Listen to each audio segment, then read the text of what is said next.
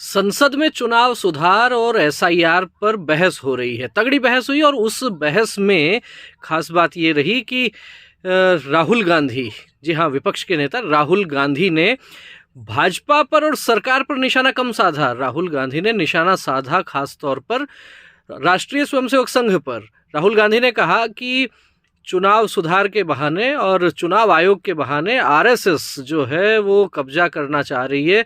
तमाम जो संस्थाएं हैं उन पर आरएसएस का कब्जा हो रहा है। ईडी हो, चाहे सीबीआई हो, चाहे चुनाव आयोग हो, आईबी हो, सब पर आरएसएस कब्जा कर रहा है। साथ ही साथ उन्होंने ये भी कहा कि देश भर के विश्वविद्यालय हैं उनमें आरएसएस के लोगों को वाइस चांसलर बनाया जा रहा है।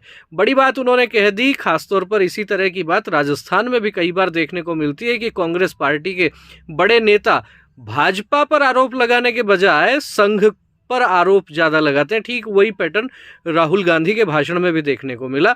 एसआईआर और उन पर बात कम करके और राष्ट्रीय स्वयंसेवक संघ पर खासे गंभीर आरोप उन्होंने लगाए हैं। इसके साथ ही समाजवादी पार्टी के प्रमुख अखिलेश यादव ने भी बड़ी बातें कही। उन्होंने कहा कि सरकार एनआरसी जो नहीं कर पाई थी वो एसआईआर के बहाने एनआरसी वाला काम कर रही है। और साथ ही साथ उन्होंने योगी आदित्यनाथ पर भी आरोप लगाया कि योगी आदित्यनाथ कह रहे हैं कि हम डिटेंशन सेंटर खोल रहे हैं।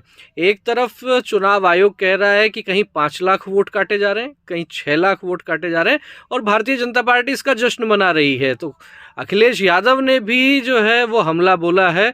खासतौर पर उन्होंने कहा कि एसआईआर के बहाने सरकार एनआरसी पर काम कर रही है। बड़ी चर्चा संसद में चुनाव सुधार और एसआईआर को लेकर चल रही है।